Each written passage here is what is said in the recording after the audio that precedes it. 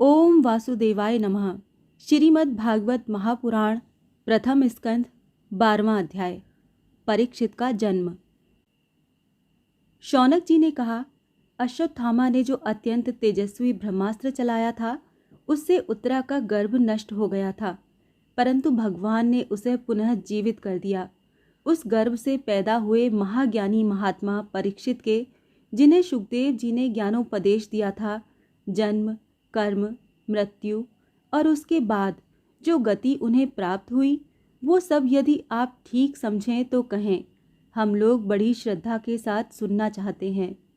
सूत जी ने कहा, धर्मराज युधिष्ठिर अपनी प्रजा को प्रसन्न रखते हुए पिता के समान उसका पालन करने लगे। भगवान श्री कृष्ण के चरण कमलों के सेवन से वो समस्त भोगों से निष्प्रह हो गए थे। शौनकादि ऋषियों, उनके पास अतुल संपत्ति थी। उन्होंने बड़े बड़े यज्ञ किए थे तथा उनके फलस्वरूप श्रेष्ठ लोकों का अधिकार प्राप्त किया था। उनकी रानियां और भाई अनुकूल थे। सारी पृथ्वी उनकी थी। वे जम्बू द्वीप के स्वामी थे और उनकी कीर्ति स्वर्ग तक फैली हुई थी। उनके पास भोग की ऐसी सामग्री थी जिसके लिए देवता लोग भी लालायित रहते हैं, परंतु जैसे भूखे मनुष्य को भोजन के अतिरिक्त दूसरे पदार्थ नहीं सुहाते, वैसे ही उन्हें भगवान के सिवा दूसरी कोई वस्तु सुख नहीं देती थी।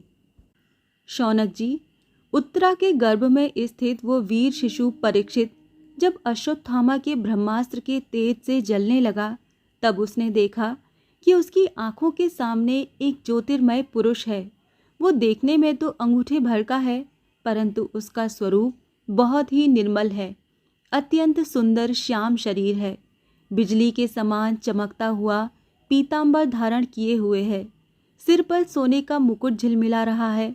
उस निर्विकार पुरुष के बड़ी ही सुंदर लंबी लंबी 4 भुजाएं हैं। कानों में तपाए हुए स्वर्ण के सुंदर कुंडल हैं। आंखों में लालिमा है। हाथ में लूके के समान जलती हुई गदा लेकर उसे बार बार घुमाता जा रहा है और स्वयं शिशु के चारों ओर घूम रहा है। जैसे सूर्य अपनी किरणों से कोहरे को भगा देते हैं, वैसे ही वो उस गदा के द्वारा ब्रह्मास्त्र के तेज को शांत करता जा रहा था। उस पुरुष को अपने समीप देखकर वो गर्भस्थ शिशु सोचने लगा कि ये कौन है। इस प्रकार उस 10 मास के गर्भस्थ शिशु के सामने ही धर्म रक्षक अप्रमेय भगवान श्री कृष्ण ब्रह्मास्त्र के तेज को शांत करके वहीं अंतर ध्यान हो गए। तदंतर अनुकूल ग्रहों के उदय से युक्त समस्त सद्गुणों को विकसित करने वाले शुभ समय में पांडु के वंशधर परीक्षित का जन्म हुआ। जन्म के समय ही वो बालक इतना तेजस्वी दिख पड़ता था, मानो स्वयं पांडु ने ही फिर से जन्म लिया हो। पौत्र के जन्म की बात सुनकर राजा युधिष्ठिर मन में बहुत प्रसन्न हुए। उन्होंने धौम्य, कृपाचार्य आदि ब्राह्मणों से मंगल वाचन और जात कर्म संस्कार करवाए। महाराज युधिष्ठिर दान के योग्य समय को जानते थे। उन्होंने प्रजातीर्थ नामक काल में, अर्थात नाल काटने के पहले ही, ब्राह्मणों को सुवर्ण गौएं, पृथ्वी, गांव, उत्तम जाति के हाथी घोड़े और उत्तम अन्न का दान दिया।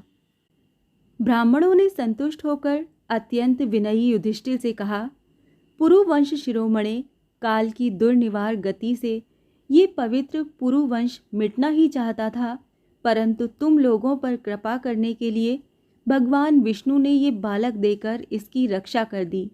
इसीलिए इसका नाम विष्णुरात होगा। निस्संदेह ये बालक संसार में बड़ा यशस्वी, भगवान का प्रिय भक्त और महापुरुष होगा। युधिष्ठिर ने कहा, महात्माओं, ये बालक क्या अपने उज्जवल यश से हमारे वंश के पवित्र कीर्ति महात्मा राजर्षियों का अनुसरण करेगा? ब्राह्मणों ने कहा, धर्मराज, ये मनुपुत्र इक्ष्वाकु के समान अपनी प्रजा का पालन करेगा तथा दशरथ नंदन भगवान श्री राम के समान ब्राह्मण भक्त और सत्य प्रतिज्ञ होगा।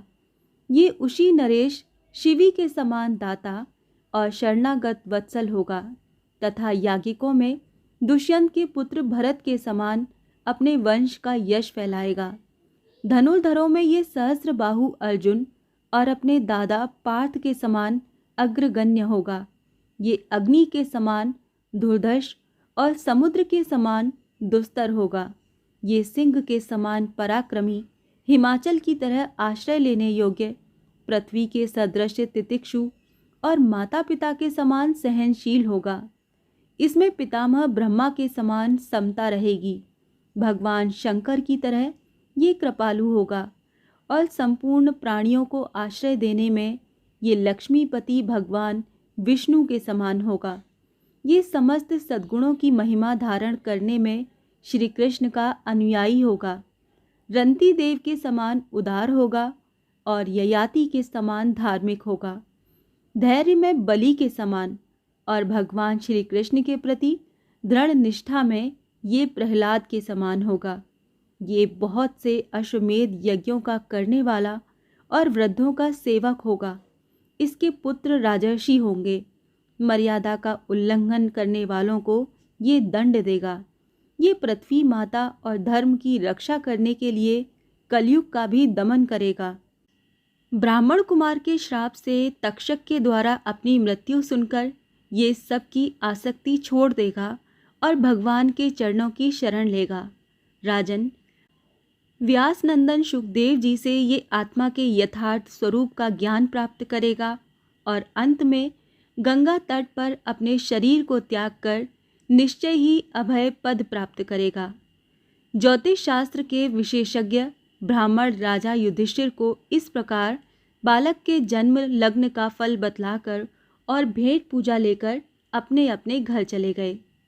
वहीं ये बालक संसार में परीक्षित के नाम से प्रसिद्ध हुआ, क्योंकि वह समर्थ बालक गर्भ में जिस पुरुष का दर्शन पा चुका था उसका स्मरण करता हुआ लोगों में उसी की परीक्षा करता रहता था कि देखें इनमें से कौन सा वो है। जैसे शुक्ल पक्ष में दिन प्रतिदिन चंद्रमा अपनी कलाओं से पूर्ण होता हुआ बढ़ता है, वैसे ही वो राजकुमार भी अपने गुरुजनों के लालन पालन से क्रमशः अनुदिन बढ़ता हुआ शीघ्र ही सयाना हो गया।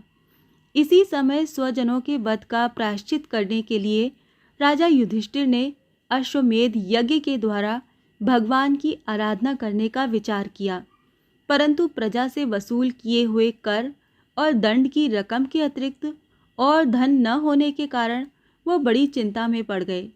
उनका अभिप्राय समझकर भगवान श्री कृष्ण की प्रेरणा से उनके भाई उत्तर दिशा में राजा मरुत और ब्राह्मणों द्वारा छोड़ा हुआ बहुत सा धन ले आए। उससे यज्ञ की सामग्री एकत्र करके धर्म भीरु महाराज युधिष्ठिर ने 3 अश्वमेध यज्ञों के द्वारा भगवान की पूजा की। युधिष्ठिर के निमंत्रण से पधारे हुए भगवान ब्राह्मणों द्वारा उनका यज्ञ संपन्न कराकर अपने सुहृदय पांडवों की प्रसन्नता के लिए कई महीनों तक वहीं रहे। शौनक जी, इसके बाद भाइयों सहित राजा युधिष्ठिर और द्रौपदी से अनुमति लेकर अर्जुन के साथ यदुवंशियों से घिरे हुए भगवान श्री कृष्ण ने द्वारिका के लिए प्रस्थान किया। श्रीमद् भगवत पुराण प्रथम स्कंद का 12वां अध्याय यहाँ समाप्त होता है। ओम नमो वासुदेवाय नमः।